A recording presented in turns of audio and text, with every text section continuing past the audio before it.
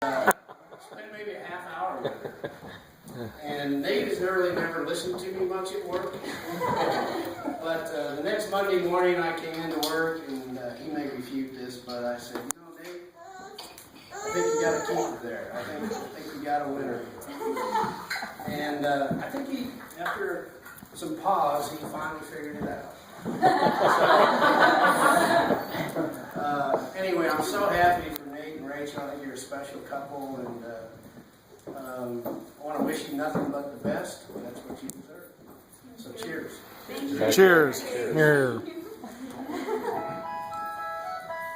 So we have two fathers here tonight. One father of the bride, one father of the groom, and then the moms can speak up too if they want.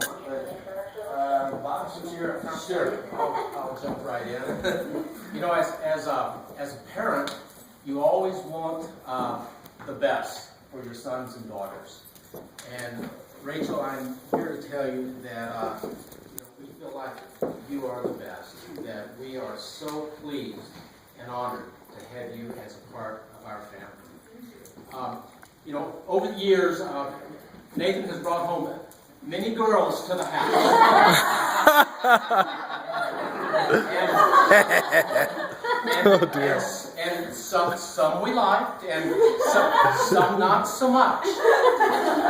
But Rachel, when Nathan brought you over, and I think we had a cookout or something, and after you left, Judy and I looked at one another, and I think we knew before Nathan knew, as far as, I hope he doesn't mess this up. And, Rachel, we have been so impressed with you and your work ethic and your inward beauty, and we just, like I said, we are so pleased for both of you. And this is to wish you, many years of happiness together. Cheers. Cheers.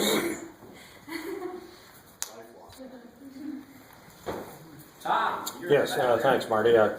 First, I want to thank Marty and Alfred for a lovely, wonderful evening, beautiful home, lovely, warm setting. And just to follow up on Marty and Bob's thoughts here, they have a little bit more history, obviously, with Nate than I do. But a couple of months ago, after I guess about 3 years, Nate called me out of the wild blue and said, "Let's get together for lunch." And so I figured, well, something was afoot at that point in time. And so we met at Biaggi's, and after a couple of glasses of wine, we were chatting, and Nate said, I guess you probably figured there's something that I want to discuss with you. And I said, yes, and it's not really my decision at all. I appreciate being consulted, but the decision, of course, isn't mine. I said, I just want you to know that I do think your chances are about 50-50. But I'm in your corner. And, as are Rachel's brothers, and as far as I knew, Betty as well. So I said, I think you got a fairly good shot here. And then wisely, Rachel said yes. And I couldn't agree more. We're just delighted to have Nate join our families, as well as getting to meet all of Nate's family. So, to the future bride and groom. Cheers. Congratulations. Let's see, big brother, what do you have anything to say? Big brother. You look bigger than me. Sentimental things out of the way. All right, little brother, this is your tank. I will tell one of my favorite stories of these two. More about Rachel and about Nate. And actually, I think about 5 or 6 of us were present for this. And I'm glad you can't swear at me in front of everybody. We were at Catacombs, one of the class here. No, not the Catacombs. It was Sundowner. In Boulder. And my mother's a frequent. And she was actually there for some odd reason. It was Nate and Judy and and you were there with one of your old friends. And John Wayne was there. Yes. And That's right. Rachel was running a little bit late. And she had walked all the way from her place over to the Sundowner to meet up with us. But she did not know that old Judy was there. And Rachel was dressed a little bit inappropriately. She looked great to me. She was wearing, I don't know, kind of a. It was wonderful. It was cool. It was cool. But she had a sailor outfit on with these holes cut in her upper part. It was nice.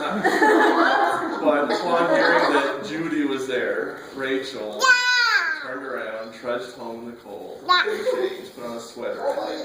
But that's a testament to her determination.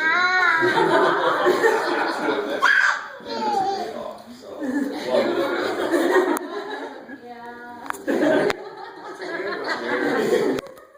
How about the moms? Any stories? When I first met you, Rachel, I thought that you were very kind, and that's a great adjective for anybody. I thought it was the most prominent adjective I could think of. I love that. We're very honored to have you as part of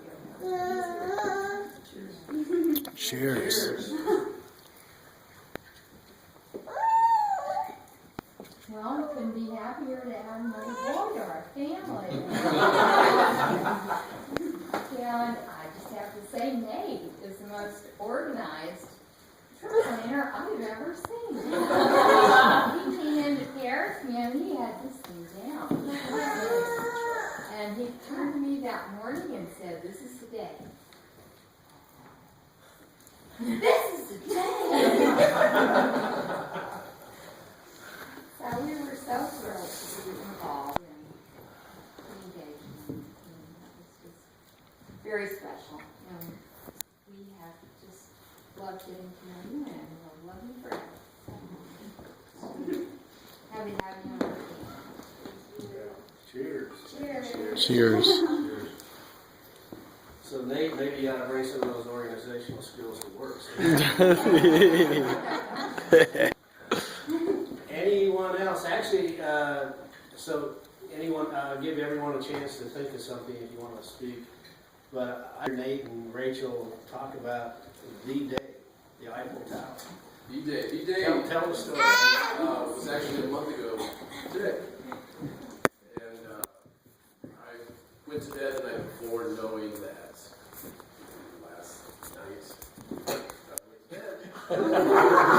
Last night of freedom. So that was something to think about. What time did you get home? But we got up the next day and did some tour stuff, and then I told you that we needed to go back to the apartment to do something. I made some sort of excuse. Really, I needed to go back to get the ring. So we went back, and I had been worried for months about how am I going to transport this ring that day, because I had a money belt, but I just knew that you could at some point be next to me or something. Noticed it. So, and I still had no idea what I was going to do, and I took it to Paris, rolled up in a sock. And then I figured, I'll just keep it in the sock, and I put it in my sock. And we wandered around for another 4 hours or so, and we went to a place that we talked about going to, and you actually suggested going there that day, which worked out well. It's a bridge where people take a padlock, and lock it to the bridge. So the lock of love. And we did that, and I was very nervous, even at that point. And I knew I really wanted to get some good pictures of that moment, because I knew more than you knew that someday it would be really special. And so we did that, which you were kind of suspicious about. Just from the heavy breathing.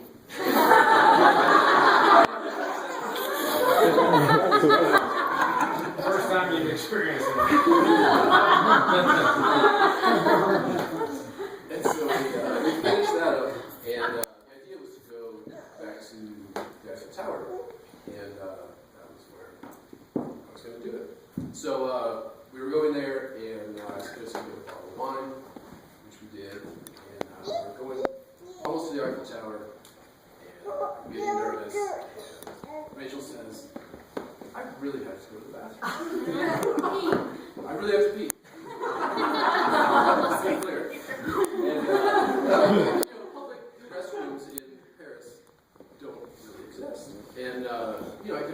let's go into this cafe. You know, you just find an adventure. You really didn't want to do that. Whatever it is. But Let's go to we were getting closer. And it was like a mirage in the desert. There was the only public restaurant in all of Paris was right ahead of us. And you know, I was waiting outside. I had this sudden fear because I didn't actually look in the ring box that day. I mean, I figured the ring was probably still in there, but we wanted to make sure. And I, you know, pulled it out on the streets of Paris. You know, cracked it open and saw that it was still there. And felt better about it. So we went to the Eiffel Tower, and there's a bunch of benches kind of leading up to the Eiffel Tower. And I noticed one up in front that appeared to be vacant. We got closer and closer, and as we got there, I noticed that in front of this bench was a mud bubble that took up about 3/4 of the bench, which typically wouldn't be a big deal, but I knew that at some point I was going to find out. So I made you sit on the very end, which I'm kind of suspicious about. But eventually, I didn't have a speech prepared. I didn't really know what I was going to say, but I just kind of figured it would come out. And it did. You know, I turned to you and Started the heavy breathing. really good. And just turned to you and told you that I loved you and that I really loved you. And I wanted to spend the rest of my life with you, and I wanted to start writing them. And I reached down and pulled out my sock.